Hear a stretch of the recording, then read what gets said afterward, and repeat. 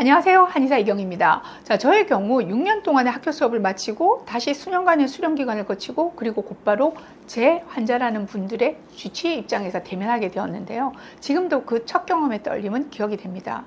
수십 년의 임상 경험이 쌓인 지금은 편안할까요? 그렇진 않습니다. 조금은 결이 다른 불편감이 있죠. 내가 환자분을 위해서 최선의 선택을 하고 있는 걸까? 정말 이 말을 책임질 수 있을까? 더구나 그 대상이 생명과 직결된 암과 같은 질환이라면 더욱더 말이죠. 자, 오늘은 그 최선의 선택에 대한 얘기를 해보려 합니다. 제가 아니라 이분이요.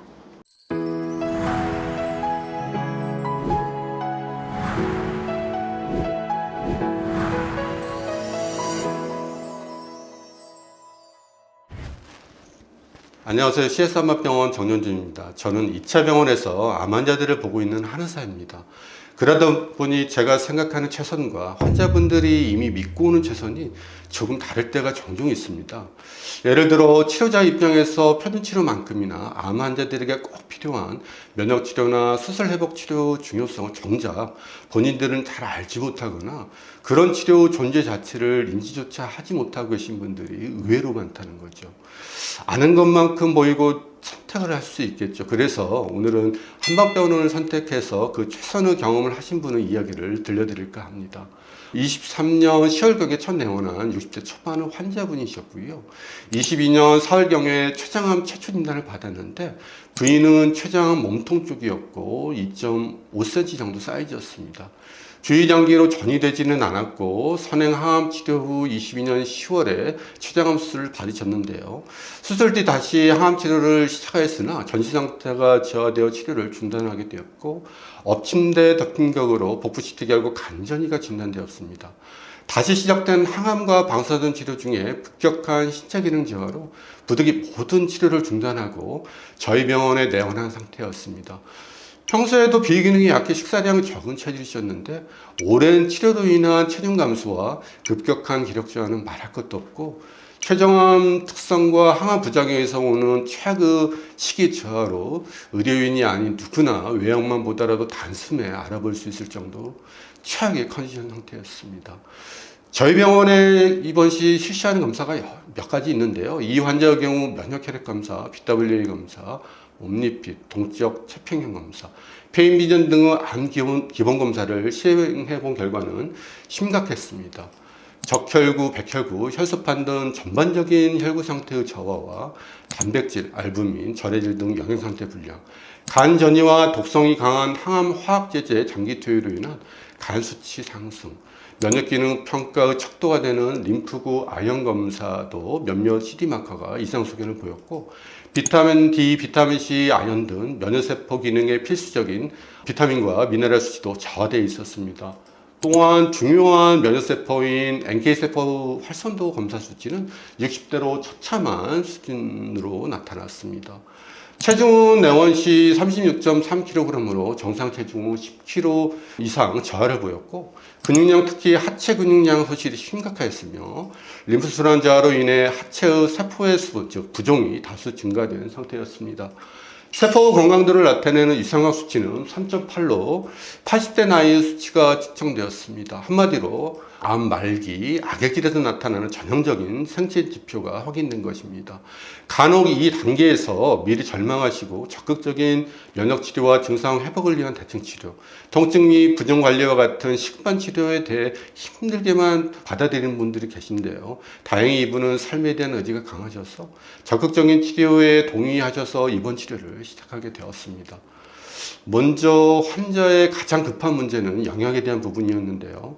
구역, 구토, 냄새에 민감해져서 생긴 심각한 식욕저하를 해결하고자 암 환자의 위기 상역증을 치료하는 대표 처방인 육군적당과 급격한 기력저하로 인한 비기혈증을 다스리기 위해 보충이탕을 하루에 3번 복용하게 하였고 잠전암 치료와 면역력 강화를 위해 항암남고도 같이 투여했습니다. 약침은 항암작용과 조직재생 효과가 있는 소련의 약침으로 시술하였고 복부의 왕뜬요법과 기력 회복에 도움이 되는 침치료를 함께 시행하였습니다. 또 하나 암 환자분들의 치료에 있어 중요한 점은 신체 증상 개선뿐만 아니라 암과 투쟁 중 발생하는 극심한 스트레스 관리입니다. 근데 이 환자분 역시 입원 당시 검사한 스트레스 검사 결과 심한 스트레스 반응과 과부하 상태, 자율신경계 실조 상태가 진단되었고, 이로 인한 불면증과 불안, 초조, 우울 증상이 심했었습니다. 이런 스트레스 상태는 곧바로 식욕불임과 불면으로 이어지고 급격한 체력 저하를 초래하는 만큼 심화를 안정시키고 자율신경의 균형을 조절하는 청심구와 보시몸으로 증상을 잡아갔습니다.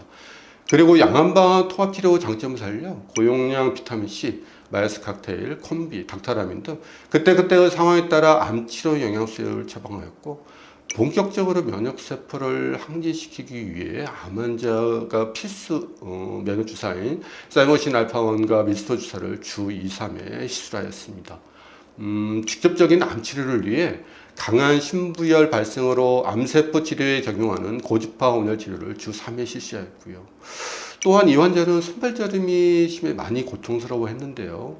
그래서 옥살리프라틴의 세포독성 부작용인 말초신경병증 치료를 위해 글루타치온과 사동약품도 같이 처방하였습니다. 그리고 하지 림프 부종 관리를 위해 림프도소 치료를 주 2, 3회 시행했는데 부종 치료에 좋은 치료 효과를 보았습니다. 물론 이렇게 다양한 시술을 한꺼번에 하는 것은 아니고요. 환자분의 상황에 맞게 대처할 수 있는 무기들이 이만큼 다양하다는 것을 강조드리고 싶습니다. 작년 10월에 입원하여 수술한 본병원의 모든 치료를 중단하고 올해 초까지 6개월 동안의 입원과 외래 치료를 병행하면서 치료한 결과는 매우 놀라웠습니다. 가족들과 여러 곳에 여행을 다닐 정도로 신체 상태는 건강하게 회복되었고, 식사량이 많이 늘어 36.3kg이었던 몸무게가 45kg으로 넘었다고 자랑하며 환하게 웃던 표정이 지금도 환합니다. 128까지 올랐던 수치는 정상 수치로 돌아왔고, 혈구 상태와 영양 상태, 비타민과 미네랄 수치도 처음에 비해 정상으로 가깝게 회복되었습니다. NK세포 활성도 검사 또한 정상 수치인 1000대 이상으로 올랐습니다. 암 진단을 받게 되는 수술과 항암 화학요법, 방사선 치료는 분명 암 환자들에게 필수 치료입니다. 하지만 이런 표준 치료를 담당하는 대학병원의 면역치료와 같은 내용을 적극적으로 다루지 못하는 우리나라 의료체계의 현실이 아쉬울 뿐인데요. 그래서 2차 병원의 역할이 중요한 거고요. 각각의 포지션에서 아마도 최선을 다하고 있을 겁니다만, 표준 치료 남아있을 잔저암 치료를 위해서라도 표준 치료 발생하는 무선 부작용으로 생긴 신체제의 빠른 회복을 위해서라도, 면역 치료를 통해 암의 재발 가능성을 낮추기 위해서라도 2차, 3차 병원 간의 좀 더 체계적이고 유기적인 소통이 있으면 좋겠다고 느낀 때가 많습니다. 암과의 싸움에서 최선이 필요한 수많은 암 환우분들을 위해서 말입니다. 감사합니다.